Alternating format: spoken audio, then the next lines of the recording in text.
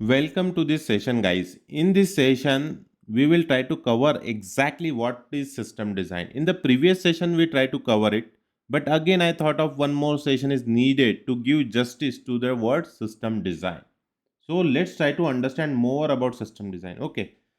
So usually, what people think is system design. If they ask, right? Okay, you want to design a WhatsApp, for example, right? So what they think that okay, we will have users, we will have some server, we will use Redis, we will use Apache Kafka for real time events, right? We will use Redis here for quick response as a part of cache, right? We will use some message queues, for example. All these things people will tell, they will draw in the diagram, but is this system design? So this is not a system design. Okay, all these components, right, cache, Kafka, all the tools which are available to achieve system design, but displaying it this way is not a system design. Okay, so what is system design? So if you want to answer system design, right, you have been asked to design a system, for example. Now if you want to explain what is system design of that application or that system, then you should able to answer how should we build this so it works in the real world, right? Now obviously people will say what is there. Now if you give a task to developer to design something, right, he will design it and he ship it also, he will ship it to the production. Okay, and when many users log in, it bursts, it fails, right, it db went down, it won't communicate properly, null reference exceptions, all these things we keep on coming, network outage, will not able to communicate between the systems, right? All these things we will face. Now what is the problem here is this guy whatever he designed, right, he has not designed it for the real world. Now that where it is very important to define how the applications in the real world looks like. So what happens in the real world? So in real world, very weird things happen. Okay, users who are there who behaves very unpredictably. You might have designed your system by considering a single user who is working in a proper way, but when it comes to real world, right, the user will try all together all sort of thing, all types of permutation combination, whatever not allowed he will also try to do that, whatever flow is not designed for user he will try that and try to break the system. All these things users will try. Users behave very unpredictably. Servers, now you will have servers, right, this servers crashes in the real world. Network, if you have a multiple component which are connected via network, right, this network will get failed, sometimes fail to connect. Network partition means the network is not properly working, it won't able to communicate properly. All these things can happen in the real world. There is a traffic spike, for example, in the night 3 o'clock, night 3 a.m, you might see there are a huge lot of users, lot of requests coming, your traffic is spike, your cpu of your database has increased and it has went down, an entire application is gone, right? It's not working now. So that's what happens in the real world. So all these things whatever we discussed, right, all these things you need to consider when you do system design for your application. Now you will say that okay, if we consider all these things, then our application will be perfect, right? Then answer is yes to some extent, but at the same time you need to define the trade-offs. Trade-offs are very important when it comes to system design.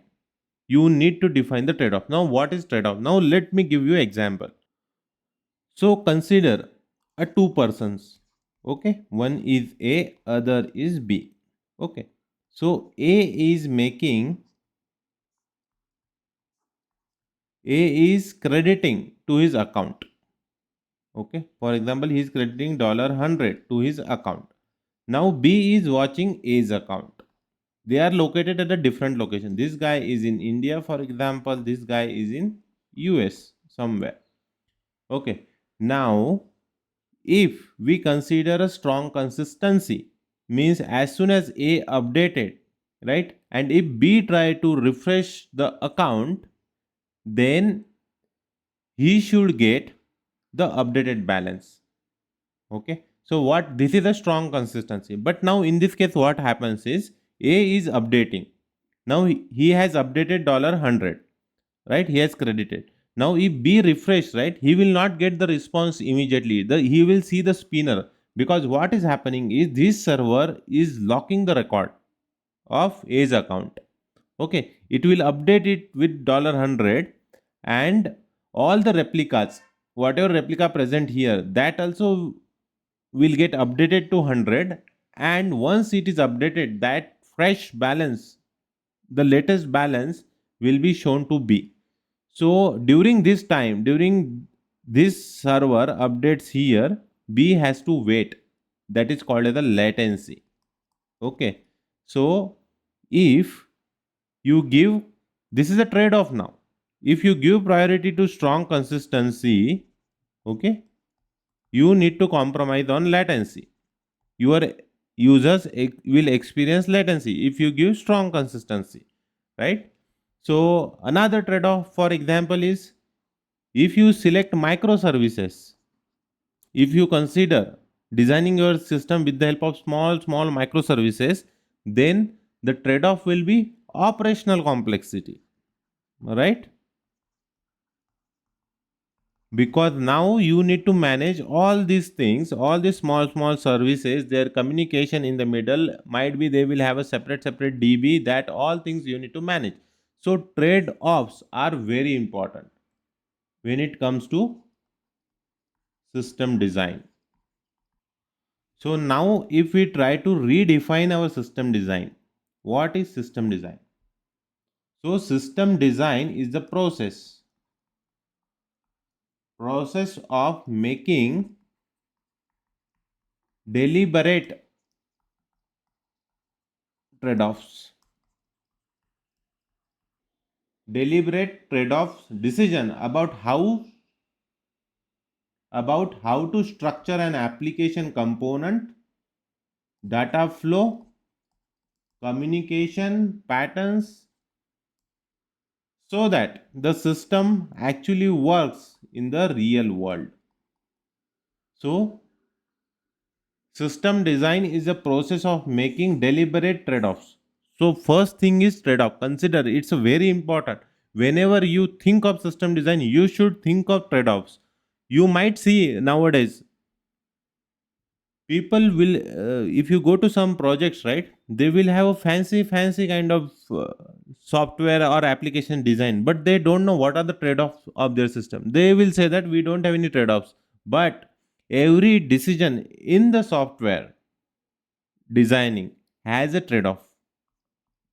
If you choose, for example, a particular technology, for example, if you choose a db as your postgres, that will have a trade-off associated with it. You might not be knowing it, you will might hit it at some point of time, and you will recognize it in the hard way, but there are trade-offs. Okay, so if you want to design a system for the real world, you should first figure it out, the trade-offs. Trade-offs are very important in this. Okay, few words which are very important is trade-offs, real world, how your system going to work in the real world. Then then the next thing will come, how you are going to define a data flow, how the different components interact with each other, does they interact with queue, does they have a synchronous communication or asynchronous communication. All these things comes later. Okay, but trade-offs and real world, how your application will work in the real world. Now if application has to work in the real world, right, we have seen lot of weird things can happen. So your application, you also need to consider in the system design, handling failure gracefully. Handling failure, it's not about just throwing exception and get away. You need to handle it gracefully. So to handle it gracefully, what all are way you need to change your system design, this component design, you need to consider that. For example, if you want to handle the failure gracefully, you might need a queue here, right? Then you need to design your system using the queue. You need to take a decision to include the queue in your system. So this is also a main factor in designing the system design for any application. And in real world, we have already seen traffic is going to increase, data is going to increase as the time passes, data keeps on growing, right? So scaling is important. You need to consider scaling. So what other things are important? Trade offs. You need to make your system work in the real world. Okay, you need to define how you are going to handle failure gracefully, how you are going to scale your application, right? Then will come how you are going to design the data flow, what type of communication you will use, what type of tools you will use, all these things will come. So everything this encompasses your system design. Okay, so this is the system design. In case we will stop here. In case you have any doubts in this, please feel free to add it in the comments. I will be happy to answer them.